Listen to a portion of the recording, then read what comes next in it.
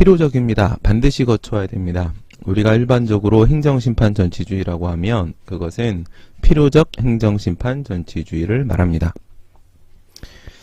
근거와 결함, 행정심판은 자율적 행정통제의 확보, 그러니까 법원에 소재기를 하기 전에 행정부 내에서 스스로 해결을 한다라는 것이죠. 분쟁을 스스로 해결을 하고, 그리고 신속한 권리구제, 소송과 비교했을 때 행정심판은요 60일 안에 끝내는 것이 원칙입니다. 상당히 빨리 끝나죠. 행정청의 전문지식의 활용과 법원의 부담 경감. 전치주의가 적용되는 것은 전문성과 대량성의 문제 때문이라고 했습니다. 전문성, 행정부의 전문지식을 활용하게 되고요.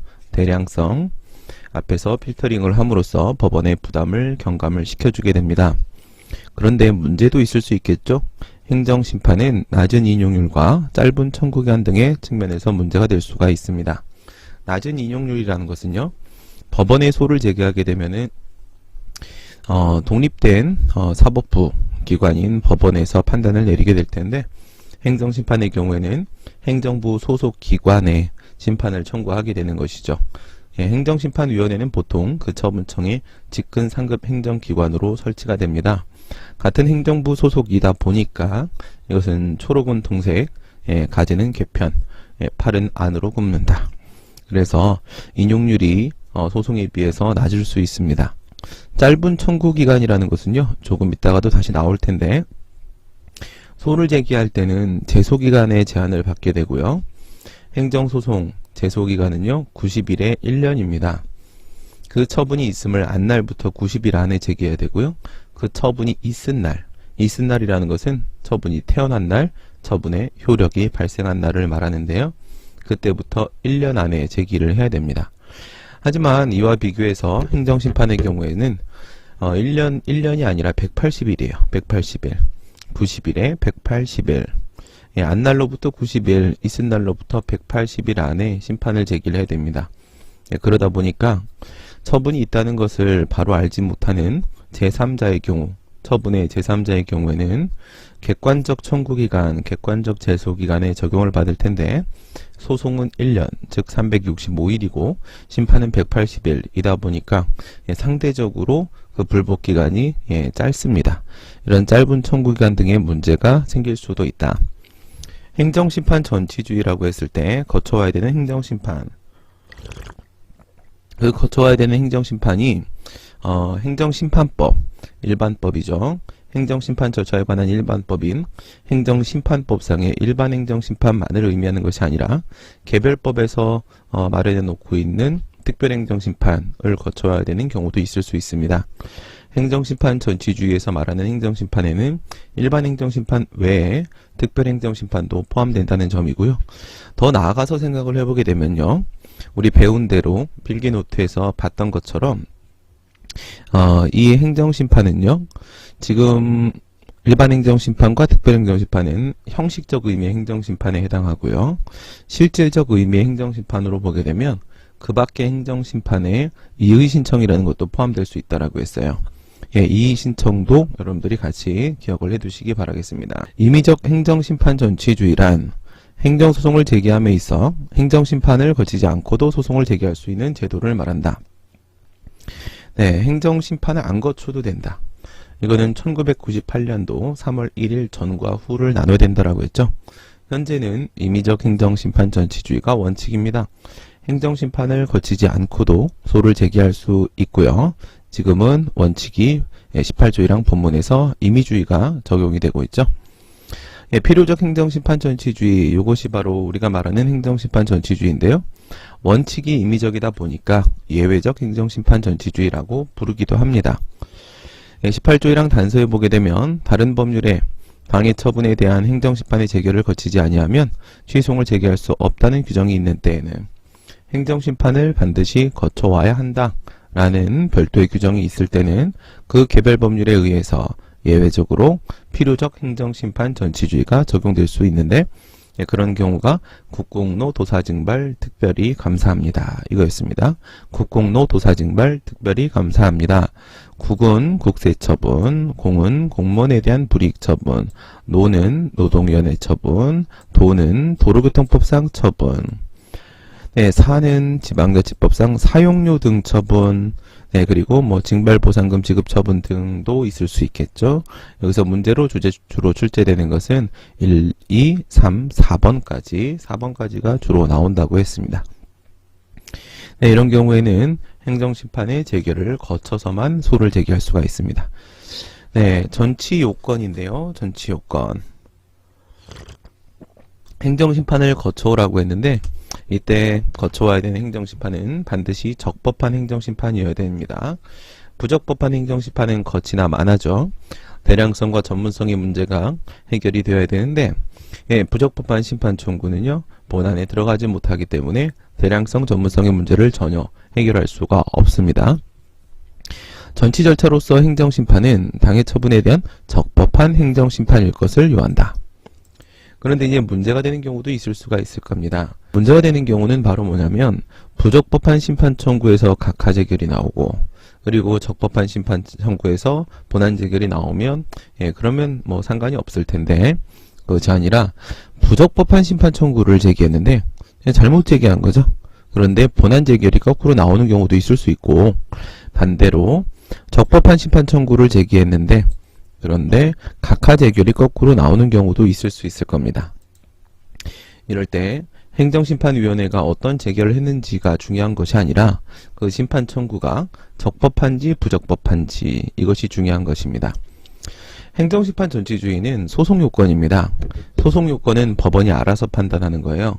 알아서 판단한다는 것은 바로 직권주의가 적용된다라는 것인데요. 소송요건을 갖추었다, 못 갖추었다, 원고나 피고의 주장과 전혀 관계 없습니다. 법원이 스스로 파헤친다는 것입니다. 행정심판을 제대로 거쳐왔는지, 즉 적법한 심판 청구를 했었던 것인지를 법원이 스스로 다시 한번 확인을 합니다. 에 따라서 행정심판위원회가 잘못해서 본안 재결을 했다고 하더라도 법원이 봤을 때 그것이 부적법한 심판 청구였다라고 보여진다면 그때는 전치 요건을 갖추지 못한 것으로 보게 되고요. 그리고 비록 행정심판위원회가 각하 재결을 했다고 하더라도 법원이 봤을 때 적법한 심판 청구가 있었다고 확인을 하게 되면 그 전치 요건은 갖춘 것으로 인정을 해주게 됩니다. 부적법한 심판 청구였다고 하게 되면 비록 본안 재결이 있었다고 하더라도 전치주의 요건을 못 갖춘 것으로 보아서 법원은 각하 판결을 하게 되고요. 행정심판위원회가 거꾸로 각하 재결을 했다고 하더라도 법원이 파악했을 때 적법한 심판 청구였다라고 하게 되면 전치 요건은 갖춘 것으로 보고 본안 판결을 해주게 될 것입니다. 네, 적법하냐 부적법하냐 그것이 중요한 것입니다. 어떤 재결, 각하 재결이 나왔냐 본안 재결이 나왔냐 그것이 중요한 것은 아니겠고요. 그 다음에 이제 인적 관련성, 물적 관련성, 내용적 관련성에 관한 문제가 나옵니다. 행정심판을 반드시 거친 후에 소를 제기하라고 했는데 근데 행정심판을 청구했던 청구인하고요. 그리고 소송을 제기하는 원고하고요. 두 사람이 반드시 같아야 되느냐라는 문제입니다. 반드시 같아야 되는 것은 아닙니다. 예를 들어서 아버지한테 양도소득세가 부과가 됐습니다. 세금이 부과가 됐어요. 그리고 아버지가 행정심판을 거쳤고요. 기각재결이 나왔어요. 그리고 이제 소송을 준비하고 있었습니다. 소송을 준비하고 계셨는데 이제 아버지가 돌아가신 거예요. 그래서 이제 자식이 있다고 보세요. 아버지가 갑이고 딸내미가 있는데 딸내미가 이제 을이라고 보시게 되면 포괄승계인인 을의 입장에서는요. 그 세금을 내야 되거든요.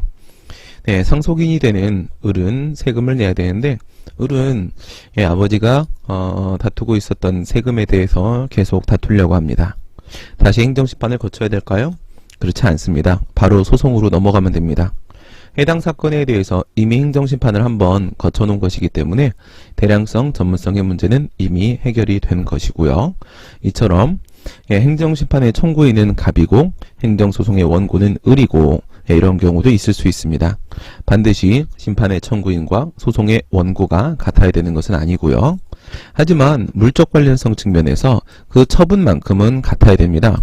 동일한 처분, A처분에 대해서 소송을 제기하려면 A처분에 대한 행정심판을 거쳐와야 되는 것이지 다른 처분에 대한 심판을 거치는 것은 인정될 수가 없습니다.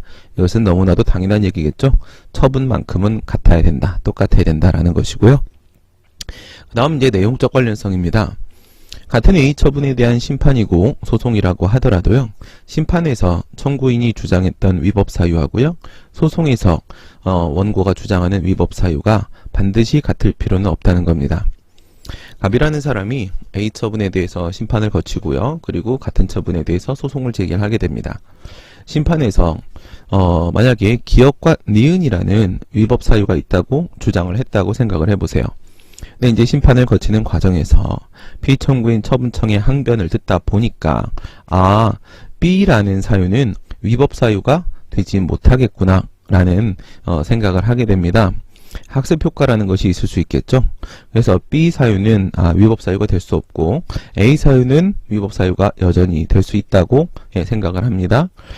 그리고 새롭게 알게 된 부분이 있었던 거예요. 이 처분이 이런 이유에서도 위법이 될 수가 있겠는데, 그래서 C라는 사유를 새롭게 떠올리게 됐다. 그러면 소송에 와서 A와 C라는 위법 사유를 원고가 주장을 할 수도 있습니다. B와 C 부분에 있어서는 분명히 뭐예요? 다른 사유가 되고 있죠.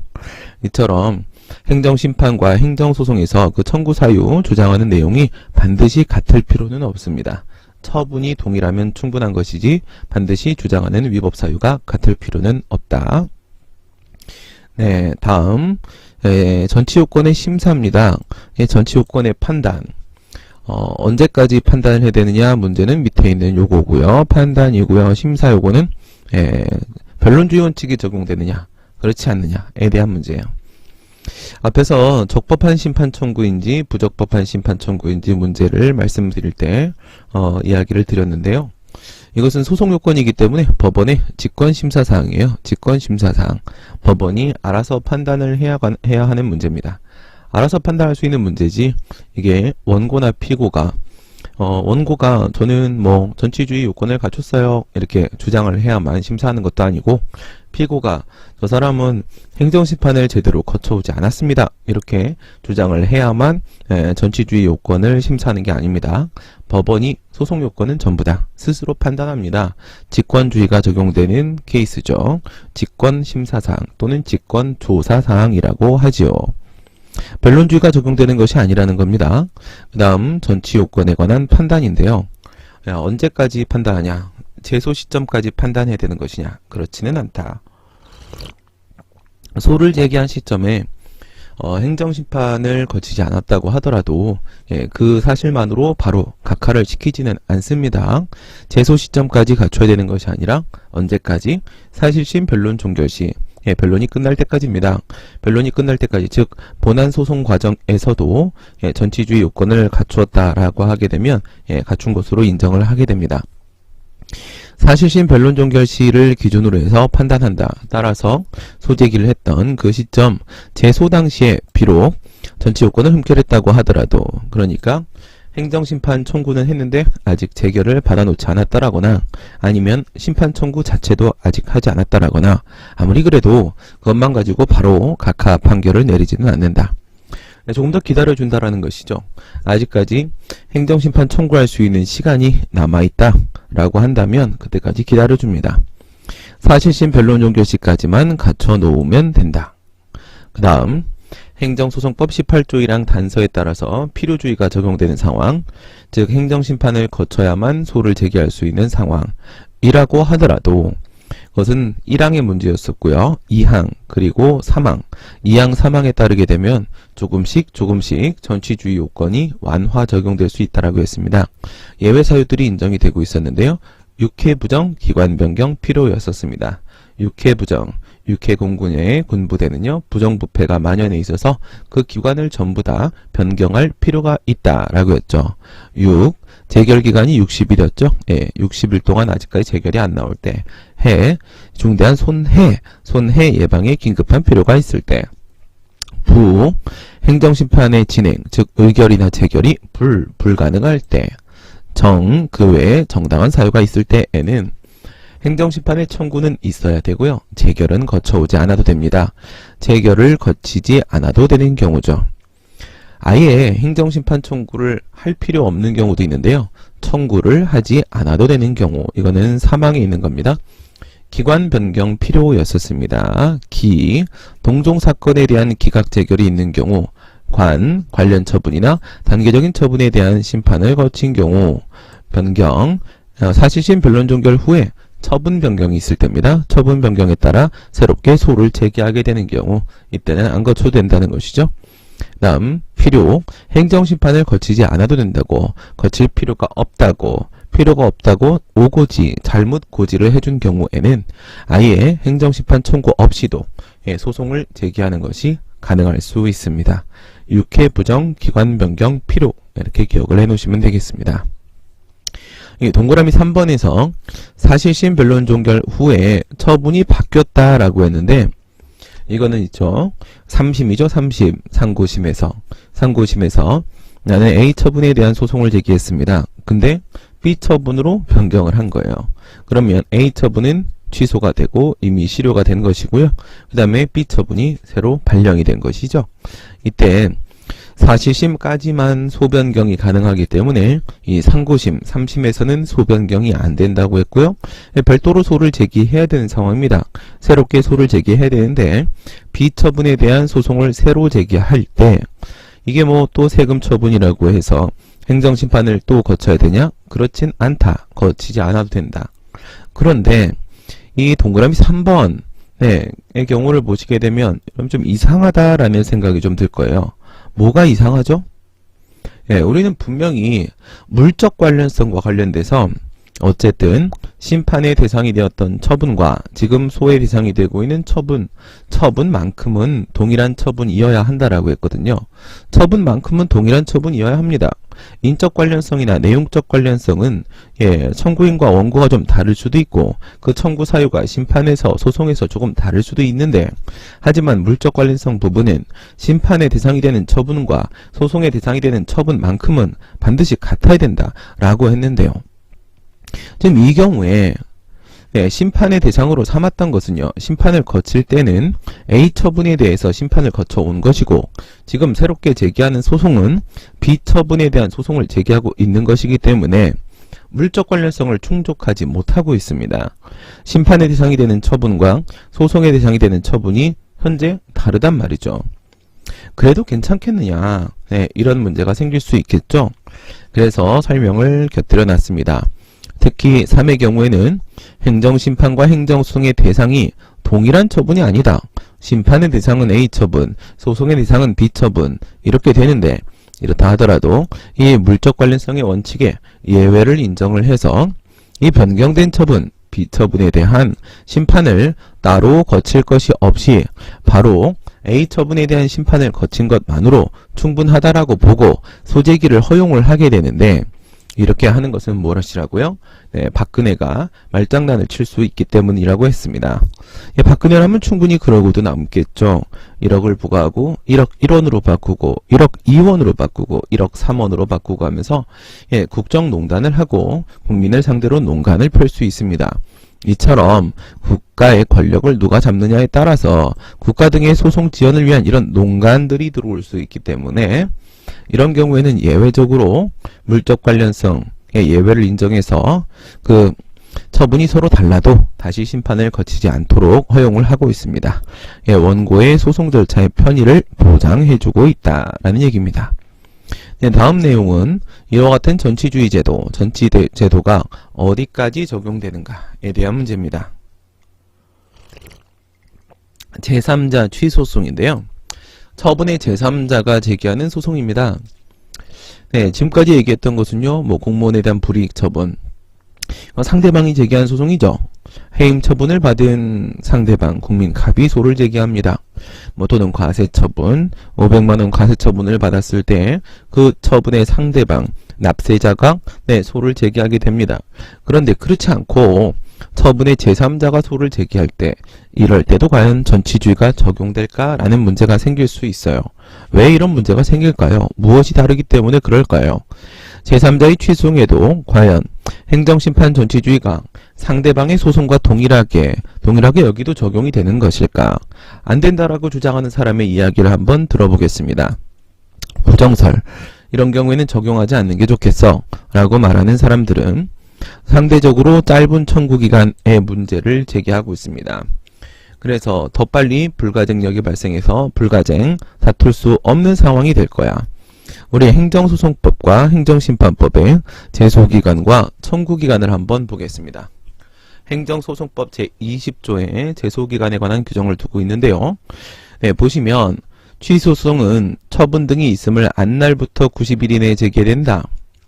예, 처분이 있다는 것을 안 사람은 누굴까요? 그 처분서가 송달되었을 때 그 송달된 송달 문서를 받은 사람이겠죠. 예, 처분서의 송달은 그 처분의 상대방에게만 해주게 됩니다. 그러니까 상대방은 보통 그 처분이 있음을 알아요. 알기 때문에 90일 안에 소송을 제기하게 됩니다. 이 문제는 행정심판의 경우에도 차이가 없습니다. 지금 보시는 것은 행정심판법이에요. 행정심판법은 27조에 청구기간에 관한 규정을 두고 있는데요. 행정심판은 처분이 있음을 알게 된 날부터 90일 이내에 청구하여야 된다. 역시 여기도 90일이죠. 네, 주관적 제소기간과 그리고 주관적 청구기간은 둘 다 90일입니다. 90일로 같거든요. 그러니까 상대방의 경우에 있어서는요, 행정심판을 거친 후에 소송을 제기하라고 하더라도 네, 소송을 제기할 때도 90일 안에 준비해서 넣으면 되고 심판 제기할 때도 역시 90일 안에 준비해서 청구하면 됩니다. 뭐 특별히 불리해지는 건 없겠죠. 그런데 소송법 제20조 2항을 보시게 되면 취소는 처분 등이 있은 날부터 1년을 경과하면 이를 제기하지 못한다 라고 했습니다. 그러니까 처분이 있은 날부터 1년이 지나면 소를 제기할 수 없다는 것입니다. 처분의 제3자가 불복해서 소를 제기하는 경우들도 있죠. 우리 원고적격에서 다양한 상황들을 봤었죠. 제3자 소송의 원고적격 논의하면서 말이에요.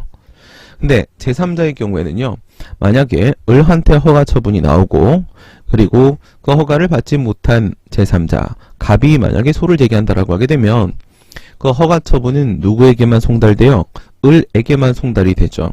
그럼 을한테 허가 처분서가 도착했을 때 갑이 바로 알 수는 없을 거 아니겠습니까?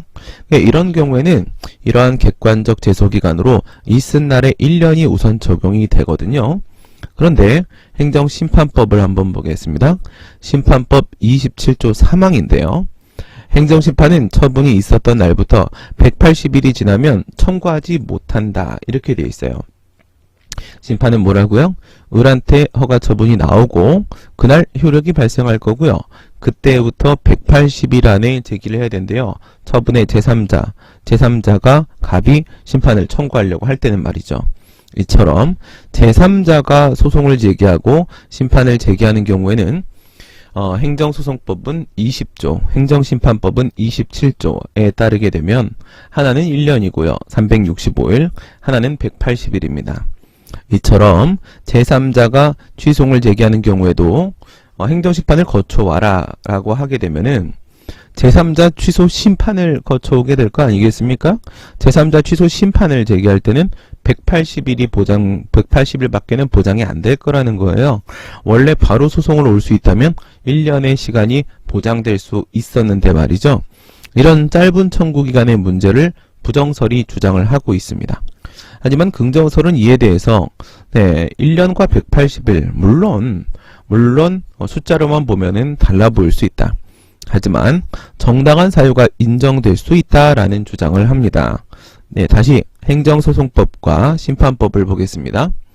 네, 행정소송법 20조입니다. 20조 2항에 보시니까 앞에서는 분명히 1년이라고 하긴 했습니다. 1년을 경과하면 취소를 제기할 수 없다라고 되어 있어요. 하지만 단서를 보니까 다만 정당한 사유가 있는 때에는 그러하지 아니하다라고 했습니다. 네, 제3자가 1년이 지나도 그 처분이 있다는 사실을 알지 못했을 때는요, 1년으로 딱 끊어버리지 않습니다. 365일로 딱 끊어버리지 않고요, 플러스 알파를 인정해 줄 수도 있어요. 그래서 사실 3년이 지나서도 소를 제기한 사람들도 있고요. 1578년이 지나도 아직 생존에 있기만 한다면 소 제기한 데 문제는 없습니다. 처분이 있는 걸 몰랐는데 어떻게 제기를 합니까? 이제 알았으니까 이제 제기하는 거죠. 그래서 정당한 사유는 사실 무한정 인정될 수 있어요. 그 사유만 인정이 된다면 말이죠. 이런 문제는 이렇게 소송뿐만 아니라 심판에서도 마찬가지입니다. 행정심판은 처분이 있었던 날부터 180일이 지나면 청구하지 못한다라고 했는데 또 단서가 있어요. 다만 정당한 사유가 있는 경우에는 그러하지 아니하다. 그러니까 여기도 마찬가지로 정당한 사유가 인정된다면 난 처분이 있었다는 것을 전혀 몰랐습니다. 네, 이렇게 정당한 사유가 인정이 될 수 있으면 180일에서 그치는 것이 아니라 플러스 알파가 인정될 수 있는데 그 정당한 사유가 끝나는 날은요, 소송이든 심판이든 달라질 게 전혀 없습니다. 그래서 180일이냐 1년이냐 이게 중요한 게 아니라는 것이죠. 네, 긍정설의 주장이 타당합니다. 판례 역시도 처분의 제3자라도 행정심판을 제기함이 없이 곧바로 행정소송을 제기할 수는 없다. 아무리 제3자가 제기한 취소소송이라고 하더라도 이 제3자 취소에서도 마찬가지로 전치주의가 적용되는 케이스라고 한다면 국공로 도사증발 특별히 감사한 상황이라고 한다면 심판을 거친 후에 소를 제기하는 것이 맞다라는 것입니다. 네, 검토를 보시면 제3자 취소는 행정심판 전치주의 예외사유에 해당하지 않는다. 뭐가 어쨌든 간에 행정소송법 18조 2항이나 3항의 예외사유에 해당을 한다면 그 예외를 인정해 줄 수 있을 텐데 그 예외사유는 그 어디에도 육해 부정, 기관 변경 필요 어디에도 제3자의 소송을 포함하고 있지 않아요. 그러니까 예외 사유에 해당해서 심판을 안 거쳐와도 된다라고 볼 여지는 없는 것이고요. 그 다음에 이 제3자가 소를 제기할 때요. 그 청구기간 180일이죠. 적용을 배제할 정당한 사유가 충분히 인정될 수 있지 않느냐. 정당한 사유가 인정된다면 그러면 180일이 1년보다 반드시 짧다라고 말을 할 수는 없을 것이다 라는 것입니다. 네, 우리 행정심판 전치주의는요, 2개는 적용되고 2개는 적용되지 않는다고 했어요. 취소소송과 부작위 위협행위 소송에는 적용이 되지만 행정소송법 38조죠. 38조 2항에서 18조를 부작위 위협행위 소송에 준용하고 있었습니다.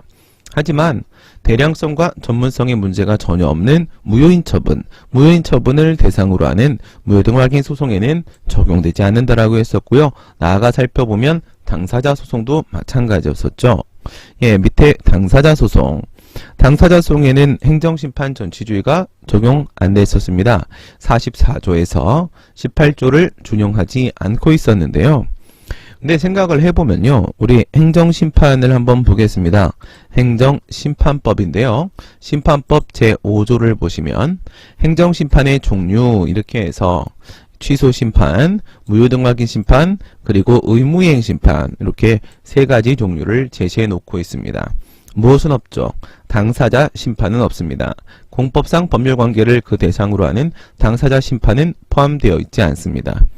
그러니까 당사자 소송에서 행정심판 전치주의가 적용된다라고 보게 되면 어떤 심판을 거쳐와야 되겠습니까? 당사자 심판을 거쳐와야 되겠죠.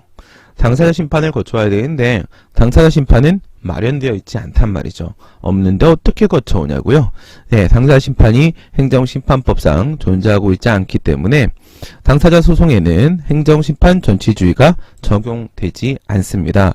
44조에서 18조를 준용하고 있지 않고요. 네, 마지막으로 여기가 끝이죠. 네, 마지막으로 무효선언을 구하는 취소소송의 문제입니다. 우리 필기노트에서 봤었는데요. 무효선언을 구하는 취소소송. 이거는 취소송의 형식으로 소를 제기한 건 맞습니다.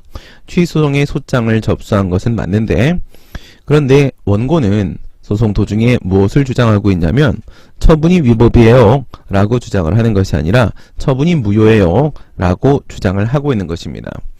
그러니까 형식적으로는 취소를 얘기했지만 실질적으로는 무효임을 주장하고 확인받고자 하는 것입니다. 만약 여기서 인용 판결이 나온다면 어떤 판결이 나오냐면 무효선언적 의미의 취소 판결이 나오게 됩니다. 네, 이럴 때 행정심판 전치주의가 과연 적용될까? 왜 이런 문제가 생기죠? 형식을 보면은 취소송이에요. 그럼 적용될 것 같아요. 네, 하지만 무효선언을 구하고 있어요. 실질을 보면 무효확인 소송이더라 이거죠.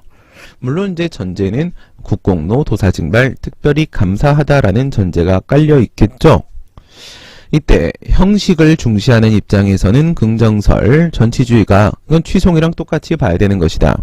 실체를 중시하는 입장에서는 부정설, 아니다. 이건 무효확인 소송과 동일하게 봐야 된다.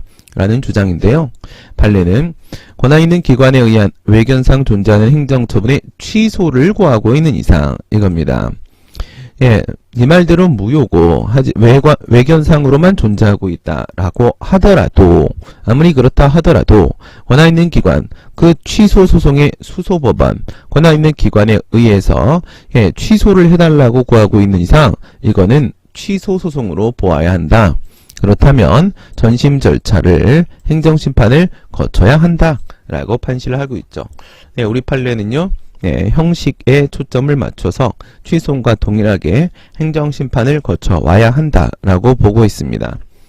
그런데 저는 좀 생각이 다릅니다. 부정설, 주관식의 경우에는 뭐 어느 입장을 가도 상관이 없고요. 뭐 국민의 권리구제에 유리한 방향으로 가게 되면 더 나쁠 게 없습니다. 더 좋습니다.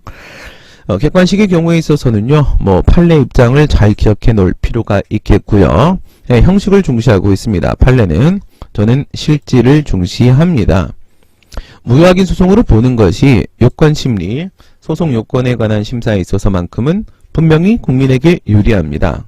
전치주의와 제소기간이란 두 가지 요건이죠. 이 두 가지 소송 요건이 취소 소송에는 적용이 되지만 무효확인 소송에는 그 제약을 받지 않습니다. 무효확인 소송으로 보는 것이 국민의 권리구제에서 유리할 뿐만 아니라 만약에 이렇게 봐주지 않는다면 근데 얘가 행정심판을 안 거쳐왔어요. 더 이상 거칠 수 없는 상황이에요.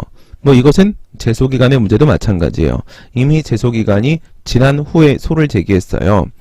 그래서 지금 이 무효선언을 구하는 취송과 동일하게 봐서 전치주의와 제소기간에 제한을 가해버리면 얘는 손을 들고 소를 바꿔달라고 소변경 신청을 하면 됩니다.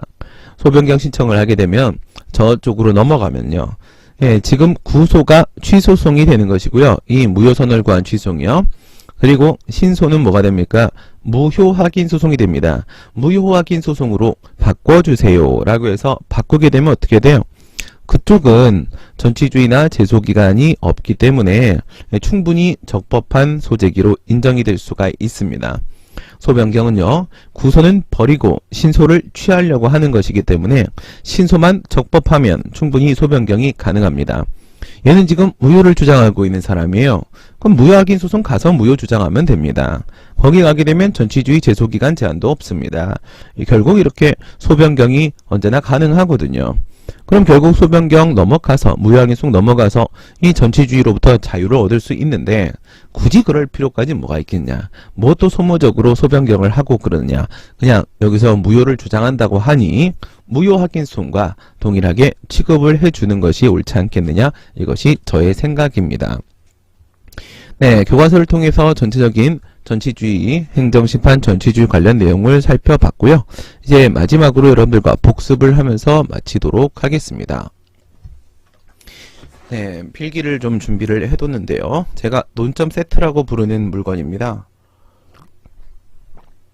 대한민국 헌법 107조 107조 1항에는 위헌 법률 심판에 대한 내용이 있고요. 2항에는 위헌 위법 명령규칙 심사에 관한 내용이 있고, 그리고 다시 2항에는 행정소송제도에 관한 내용, 그리고 3항에는 행정심판제도에 관한 내용이 있습니다. 그러니까 1항하고 2항을 비교하면서 규범 통제 부분을 비교하게 되고요. 1항은 법률, 2항은 법규명령, 다시 2항하고 3항을 비교하면서 2항은 행정소송제도의 헌법상 근거고 3항은 행정심판제도의 헌법상 근거입니다. 재판의 전심 절차로서, 그러니까 행정심판은 종심 절차가 될 수 없고 반드시 그 뒤에 소송이 대기하고 있어야 된다라는 얘기예요. 재판의 전심 절차로서 행정심판을 할 수 있다. 그 행정심판의 절차는 법률로 정하라. 그래서 일반법인 행정심판법이 만들어지고 그 외의 특별행정심판들은 개별법에 그 절차를 마련해 놓고 있습니다. 그리고 이 행정심판이라는 것도 사법 절차로 운영이 되어야 된다는 겁니다. 사법 절차가 준용되어야 한다. 이게 바로 행정심판 제도의 헌법상 근거가 됩니다. 얘는 뭐라고요? 전심 절차라고요. 심판은 뭐라고요? 사법 절차가 준용돼야 된다라고 했으니까 행정심판은 준사법적 절차라고요. 이것도 일종의 사법 절차이기 때문에 행정소송 제도와 상당히 닮아 있는 것이죠. 행정심판과의 관계를 보시게 되면 1998년도 3월 1일 날 시행된 법, 개정된 것은 94년도에 이렇게 개정이 됐고요. 이때 당시에는 과거에는요, 행정심판을 반드시 거쳐야만 소를 제기할 수 있도록 하고 있었습니다. 필요주의를 원칙으로 두고 있었고요. 그래서 이때는 심판을 거치고 그 다음에 1심이 고등법원이고요. 이때 당시에는 행정법원이 없었어요. 행정법원은 요 98년도에 처음 만들어집니다. 그래서 이때는 행정법원이 아예 없었고 고등법원이 1심이고 그리고 2심이 대법원이고요. 2심이 대법원이고 여기가 끝이었습니다. 이게 최종심이었었어요. 그러니까 이렇게 소송으로 보게 되면 행정소송은 2심제로 운영이 되고 있었던 것이죠. 현행법은 임의주의를 원칙으로 두고 있습니다. 그러면서 이 행정심판은 거치지 않아도 원칙적으로 소를 제기할 수 있고 행정법원이 1심이 되고 고등법원이 2심이 되고 대법원이 3심이 되고 이렇게 소송이 3심 제도로 운영이 되게 됩니다. 98년도 3월 2일 날 상황이 바뀌었고요. 그 다음에 현행법 행정소송법 18조 1항 단서에 따라서 다른 법률에 행정심판을 거쳐오라고 하는 경우는 필요주의가 적용되는 경우는 국, 공, 노, 도, 사, 징발, 특별히 감사합니다. 이렇게 되죠. 네, 국세처분, 관세처분이죠. 국세처분, 관세처분. 관세처분의 경우에는 행정심판을 거쳐 와야만 합니다. 심사청구나 심판청구 이걸 거쳐오게 되는데 지방세는 2001년도에 위원 결정이 나와서 2001년도에 지방세법이 개정이 됐습니다. 그다음에 공무원에 대한 문제, 노동위원회, 도로교통법상 면허 정지, 면허 취소, 사용료, 수수료, 부담금 등, 그 다음에 증발, SUV, 그 다음에 특허 신청, 그 다음에 감사원의 변상 판정 이런 것들이 바로 행정심판을 거쳐야만 소를 제기할 수 있는 케이스들이고요.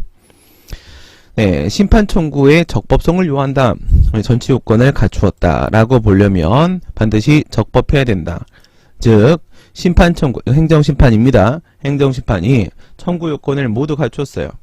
소송과 마찬가지로 행정심판도 대상 적격, 청구인 적격, 협의의 심판 이익, 피청구인 적격, 청구기간과 같은 청구 요건이 있습니다. 요건 심리의 대상이 되겠죠. 청구 요건을 모두 갖춰서 적법한 심판 청구를 했습니다. 본안 제기를 나왔습니다. 아무 문제 없네요. 전치 요건, 전치주의 요건은 갖춘 것으로 인정합니다. 적법하게 심판을 청구했습니다. 그런데 행심위가 실수로 각하재결을 했습니다. 그래도 역시 적법한 심판 청구였기 때문에 전치 요건은 갖춘 것으로 봅니다. 다만 이때는 그냥 재결 처분의 위법이 발생하는 것이라고 했죠. 재결의 절차의 하자는 항상 고유한 위법이 된다고 했습니다. 이것도 마찬가지겠죠. 아니군요. 맞죠. 네, 3번.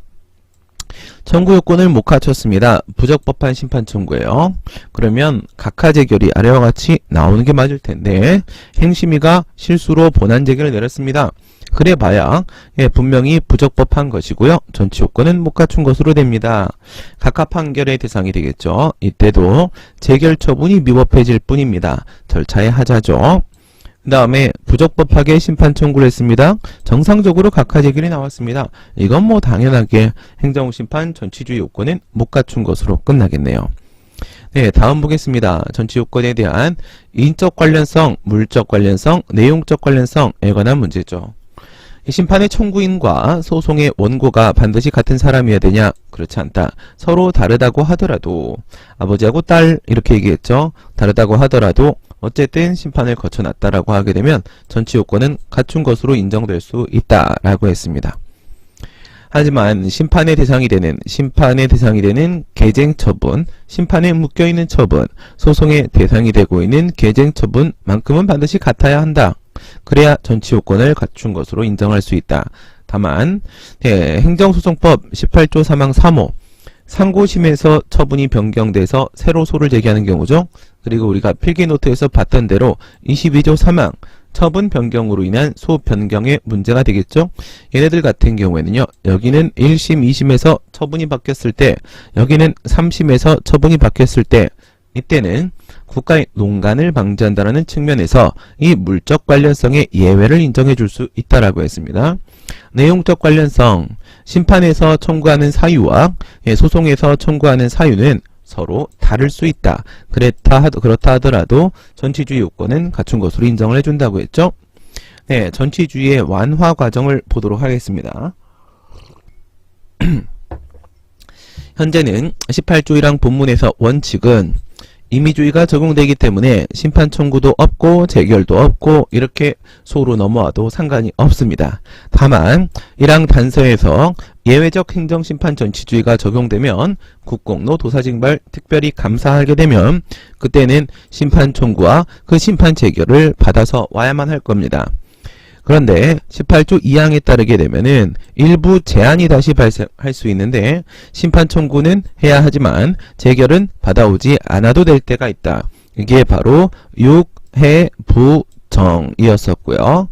그 다음에 기관, 변경, 필요 이렇게 해서 18조 3항으로 가시게 되면 3항으로 가면 전치주의가 전면적으로 배제가 돼서 아예 심판 청구 자체도 필요가 없는 때가 있는데 그게 바로 기각재결이 나왔을 때 관련 처분이나 단계적인 처분, 상고심에서 처분이 바뀌어서 새로 소를 제기할 때 그다음 필요 없다고 잘못 고지했을 때에 해당을 하겠습니다. 상대방이 제기하는 소송과 제3자가 제기하는 소송을 비교를 해보도록 하겠습니다. 처분의 상대방이 제기하는 소송에 전치주의가 적용된다라고 봄에 있어서는 아무도 문제를 삼지 않죠. 제3자가 소를 제기할 때 이때 문제를 제기한 사람들이 있었습니다. 제3자 취소송에도 과연 행정심판 전치주의가 적용되냐? 동설 판례 적용되는 것이 맞다. 상대방이 소를 제기하는 경우 일반법을 기준으로 보더라도 말이에요. 청구기간과 제소기간이 둘 다 안날로부터 90일 안에 심판을 청구하고 소송을 제기하면 됩니다. 이거는 앞에 먼저 행정심판을 거쳐오라고 한다고 해서 그 기간에 있어서 불이익을 당할 부분은 전혀 없어 보입니다. 그런데 소송의 제3자의 경우에는 어떻게 되느냐? 제3자의 경우에 그 청구기간은 이튿날부터 180일, 제소기간은 이튿날부터 1년 이렇게 180일과 365일만 비교하면 제3자 취소에서 전치주의를 적용하면 기간에 있어서 뭔가 불리해지는 것처럼 보이기는 합니다. 하지만 플러스 알파로서 정당한 사유가 인정될 수 있기 때문에 결과적으로 심판의 청구기간과 소송의 제소기간은 결과적으로 다르지 않다. 이렇게 볼 수 있기 때문에 제3자 취소에 있어서도요. 기간상 불가쟁의 위험이 더 높아졌다. 너무 불복기간이 짧아진다. 이런 문제는 언뜻 보면 있어 보이지만 그렇지 않다. 정당한 사유라는 것을 고려해야 한다라는 내용이었었고요. 마지막으로 무효선언을 구하는 취소소송. 형식은 취소의 형식으로 제기를 했고 이렇게 보면 전치주의가 적용된다라고 봐야 될 것이고 무효라고 주장을 하고 있기 때문에 무효 선언을 해달라고 요구를 하고 있기 때문에 그 실질에 있어서는 무효 확인 소송으로 볼 수 있을 겁니다. 이렇게 보면 전치주의가 적용이 되지 않겠죠. 형식을 기준으로 보면 적용된다라고 봐야 될 텐데 이게 바로 판례의 입장입니다. 하지만 실질을 기준으로 보게 되면 적용이 안 되는 게 맞을 텐데요. 이거는 소변경이 언제든 가능할 수가 있어요. 신소인 무효확인 소송은요. 전치주의나 제소기간에 제한이 없단 말이죠. 따라서 언제든 소변경이 가능하고 이 행정심판을 거쳐오지 않은 것이 문제되지 않을 수 있기 때문에 굳이 취소소송과 동일하게 봐서 전치주의를 적용할 필요까지는 없지 않는가. 이것이 저의 개인적인 견해입니다. 이렇게 해서 우리 행정심판 전치주의 관한 내용을 3회차에 걸쳐서 마무리를 복습까지 다 해봤습니다. 우리 다음 시간에는 재소기간으로 넘어가도록 하겠습니다. 여러분들 오늘도 수고하셨습니다. 안녕.